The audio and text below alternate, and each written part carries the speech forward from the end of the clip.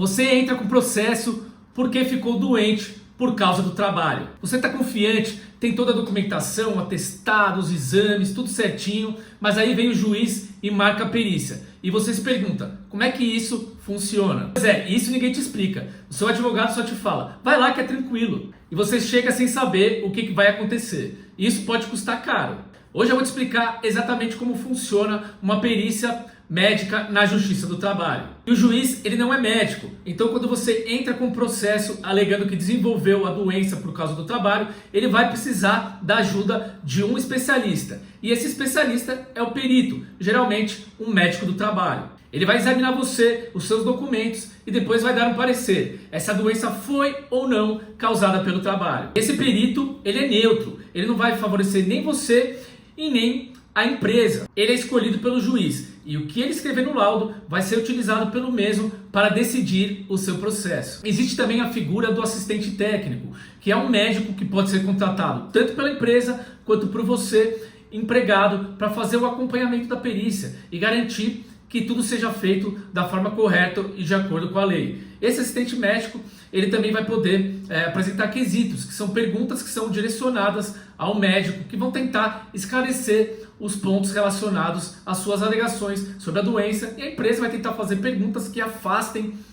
a ocorrência da doença, e dizendo que essa doença não foi realmente causada pelo trabalho. Guarda essa diferença, o perito ele decide e elabora o laudo, já o assistente ele faz a fiscalização do trabalho do perito. E agora como que funciona essa perícia? O perito ele não vai te examinar de qualquer maneira, ele vai seguir um passo a passo e eu vou te mostrar como é que funciona cada etapa. O perito vai querer analisar os seus documentos, seja exames, atestados médicos, prontuário médico, CAT, que é o comunicado de acidente de trabalho, caso ele tenha sido de fato emitido, tudo o que comprova que você fazia no trabalho e quais são as suas condições relacionadas à doença, que comprove que você fazia no trabalho e a doença que você tem. O perito também pode fazer um exame físico, onde ele vai analisar a sua doença através de movimentos, por exemplo, pedindo para você andar, para apertar a mão dele, para levantar, para agachar, vai perguntar se está doendo. Dessa forma ele vai poder apurar como é que está os seus sintomas, tudo que for relevante para a doença que você tem.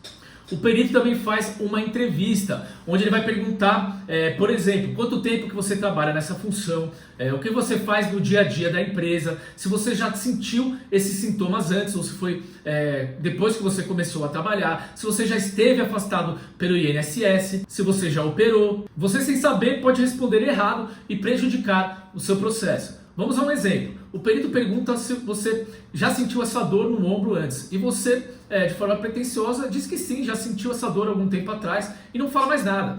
O perito pode ser induzido a entender que essa doença ela é pré-existente, ou seja, foi anterior ao trabalho. O correto não é você mentir, mas sim contextualizar e explicar direitinho. Por exemplo, olha, já senti essa dor antes, mas não era nada parecido com o que eu estou sentindo agora. Eu tive essa dorzinha uns 3 anos atrás, tomei um remedinho ali, passou, mas agora começou depois que eu comecei a trabalhar, fazer o levantamento desse peso, dessa quantia de peso alta, por exemplo. Agora, depois de examinar tudo isso, o perito vai responder a pergunta principal. A doença foi ou não causada pelo trabalho? Ou então se o trabalho contribuiu para o surgimento ou agravamento da doença. Esse é o chamado nexo causal, que é a relação entre a doença e o trabalho. Esse nexo ele pode ser direto, quando o trabalho causou diretamente essa doença, foi responsável direto pelo surgimento dessa doença. Não tem outro motivo, o trabalho é a causa principal. Nesse caso, o perito reconhece o nexo direto e o processo já está praticamente definido a seu favor. Nós temos também a chamada concausa,